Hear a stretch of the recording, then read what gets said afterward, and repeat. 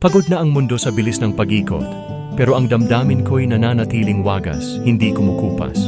Mula noon, hanggang ngayon, hanggang bukas, ikaw pa rin ang awit na ayaw kong matapos. Bawat sandali, bawat pag-uusap, parang isang melodiyang hindi nakakasawa. Tila bawat salita mo'y isang tugtugin na paulit-ulit sa isip, ngunit hindi kailanman nauubos ang saya. Mahirap ipaliwanag, paano nga ba?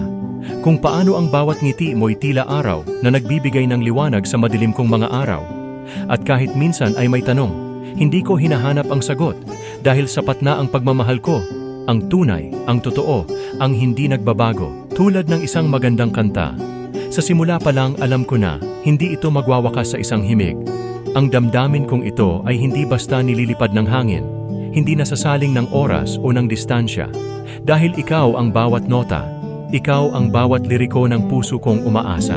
At kahit walang kasiguruhan sa mga tanong na bumabagabag sa akin, ang isang bagay ay malinaw, mahal kita noon, ngayon, magpakailanman. Tulad ng awit na walang katapusan, hinding-hindi kalilisan sa aking puso.